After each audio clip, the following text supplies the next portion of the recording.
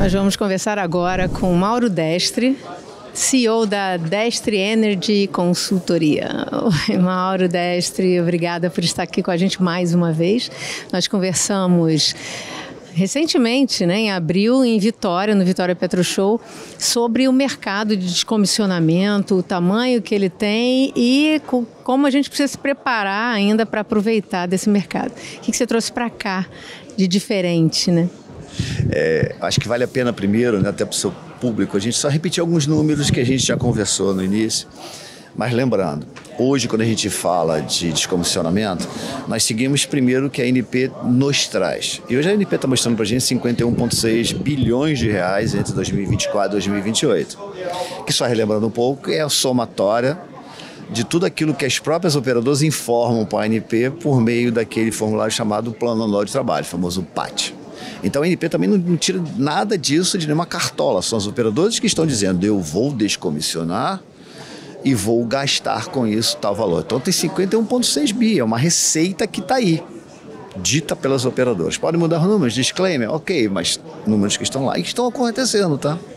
E vem a Petrobras também no seu plano de negócios e coloca 11,4 bi de dólares. Se a ANP fala 5,6 bi de reais na soma das operadoras, a Petrobras já vem com 11,4 bi de dólares até 2028. E com números agressivos, 9 plataformas fixas, 15 semi-submersíveis até 2028, e ela inverte, e ela a primeira vez que ela informa até 34, então ela fala de 35 plataformas fixas até 34, então, e 5 SS móveis, se eu não me engano, mas é alguma coisa nessa ordem de grandeza.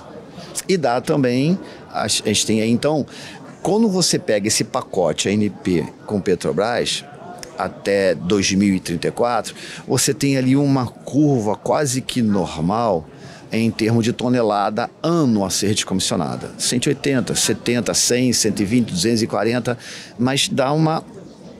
Ou seja, o que se espera, o que o mercado vai fazer disso é primeiro receber das operadoras para poder ir lá pegar e dar sucata do que vai desmantelar. Aí eu trouxe pela primeira vez aqui, com novidade para cá, eu projetei então, baseado na idade das unidades, daquilo que está sendo instalado, usando mais ou menos a mesma métrica que o pessoal faz no PAT, eu projetei uma curva que vai até 2054 com tonelagens fixas em torno de 120, 140, ou seja, a gente tem um mercado de pelo menos mais 30 anos de descomissionamento e com valores de investimentos flat também. Então o mercado está aí, para que todo mundo fica muito na dúvida, eu entro, eu vou aprender, vou desenvolver, está aí o mercado, os números estão aí, vou desenvolver mais. Na próxima, se Deus quiser, eu já vou trazer dessa mesma projeção com linhas, número de posses que eu vou começar a levantar, para ficar mais ainda interessante. Bom, por Nordeste, o que a gente vê para cá, se a gente puxar isso para cá? Nós estamos falando em 3 mil poços. 3 mil poços no onshore. Gente, é muita coisa. É uma campanha muito grande, que vai demandar um esforço muito grande dessas operadoras e das principais empresas. A gente não tem procuração de ninguém para falar nome, mas 3 ou 4 empresas de perfuração que estão aí comprando equipamento e investindo. A PetroRecôncavo primeirizou, falei até o nome, mas acho que não tem problema, primeirizou, inclusive ela hoje verticalizou, ela tem a sua sonda própria para fazer seus próprios amonômetros, devido à importância, o gasto, e os prazos que ela tem com a própria ANP para fazer.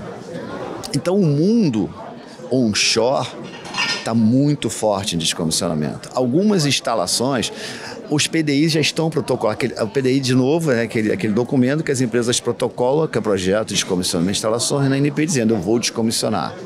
Nós temos já dezenas de PDIs do onshore protocolados. Então, que não são só de posses, são de instalações. E aí nós falamos de compressores, instalações administrativas. E mais, aqui por Nordeste tem termoelétricas sendo descomissionadas no onshore. Então, que vão gerar realmente um grande arcabouço de negócios. Agora tem um problema. E qual é o problema que está acontecendo hoje? Quando a gente começou a desmantelar as linhas, só lembrando, primeira camada operadora, segunda camada de quem vai retirar a linha do fundo do mar, terceira camada o porto para onde essas linhas vão chegar, e aconteceu na quarta camada é quem vai pegar essas linhas e descascar. Uma linha como uma cebola, tem várias camadas, camadas plásticas e camadas ferrosas. Quando se começa a descascar essas camadas, o que a gente vê ali dentro? Muito óleo contaminando. E a limpeza desse óleo ainda está sendo um grande aprendizado. E olha que eu não estou falando de Norme, porque vem aí também essas linhas contaminadas com Norme. E nós estamos com alguns problemas de ajustar isso com a CNEM, com alguns órgãos reguladores. Então você vê, é alguma coisa nova, que tem muita legislação para ser ajustada, mas também ainda tem a parte mecânica, que eu gosto de dizer, também para ajustar, para você fazer um descomissionamento sustentável como as operadoras e todo mundo está vendendo que vai fazer. O que é Norme? Excelente pergunta, obrigado. Eu não vou falar sigla em inglês para não confundir ninguém, mas norma é o seguinte, quando nós estamos produzindo lá no fundo, no reservatório, naquele petróleo que está ali dentro daquelas rochas totalmente comprimido, tem uma borra radioativa. Tório, bário, estrôncio, mas que estão lá quietinho. Quando a gente começa a produzir aquilo, ele começa a vir.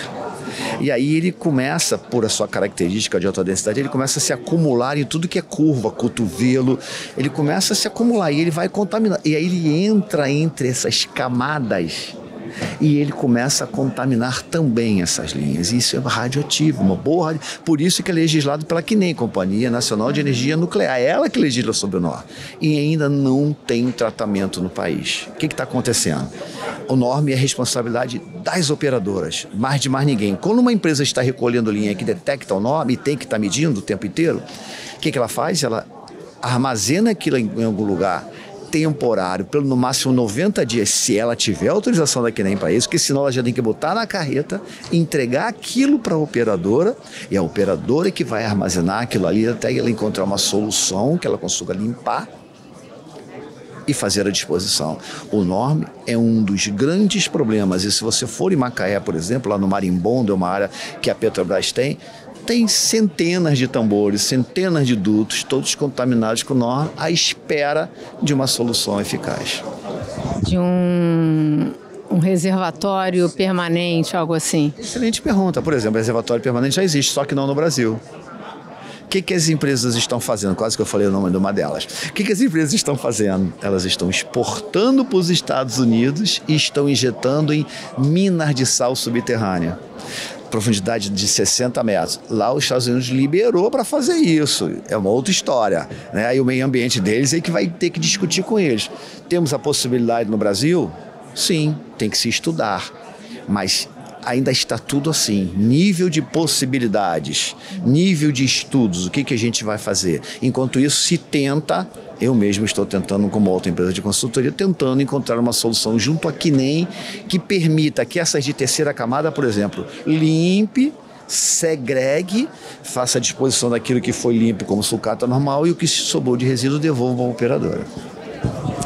A gente falou lá em Vitória também sobre os portos, né, no Brasil, que não vão ter que preparar as suas estruturas. Porto do Açu já está na frente disso. Você tem visto algum novo movimento de portos? O que eu tenho visto de movimento, primeiro, o Porto do Açu com uma grande novidade, né? O Porto do Açu conseguiu fechar um contrato com a Petrobras para limpar o coral-sol do casco da P-33 e conseguir, parece que as próximas 3 que vão sair, os números são sempre muito retidos, mas parece que as próximas 3 vão para o Porto do Açu para limpar o coral-sol. E eu estava semana passada no evento e eu perguntei ao cara do Porto do Açu, mas vocês não vão entrar para comprar, para vocês desmantelarem também no Porto do Açu?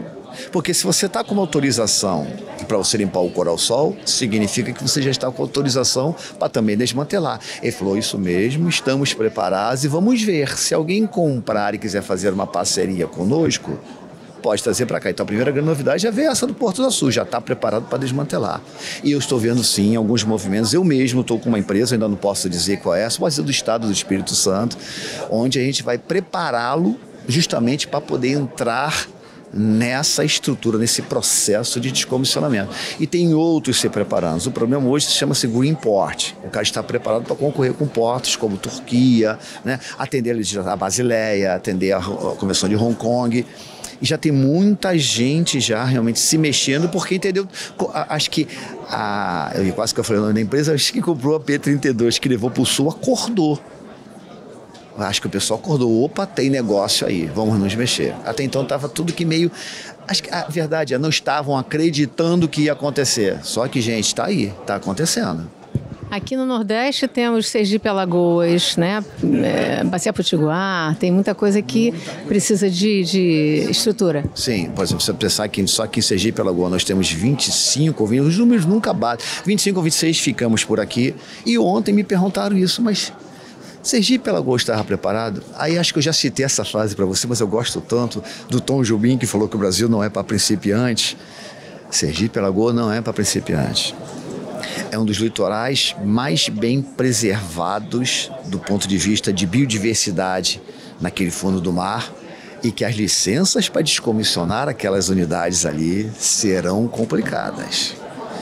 As pessoas vão ter que encontrar soluções realmente que convençam ao IBAMA e ao órgão municipal de Sergipe Alagoas de que retirar aquilo ali, mexer com aquele mundo que está ali vai ser melhor do que, de repente, deixar, enfim, a discussão. Eu sei que o pessoal de Sergipe Alagoas, né, estão muito estressados querendo ver esse negócio acontecer. Até o próprio Porto, que tem Sergipe Alagoas, pode concorrer. Mas não vai ser fácil. Eu estou avisando isso já há uns 5 anos, que eu falo isso em todo evento. Não vai ser fácil descomissionar Sergipe. Teremos que ter muito cuidado com o meio ambiente. E Rio Grande do Norte já está acontecendo. Eu participei tem 2 semanas de um evento de análise multicritério para tirar as 2 Aratum, então já começou a acontecer. Lá tem gasoduto para tirar. Também está chegando para cá. Além do que eu falei, 3.000 poços a serem abandonados. Então, o Nordeste para cá, para o nosso lado de cima, já tem muita coisa nesse mundo, nesse processo de comissionamento. E desmantelamento, né? Potencial negócio aí à frente. Muito obrigada, Mauro. Eu que agradeço de novo estar aqui com você. É sempre um prazer para mim.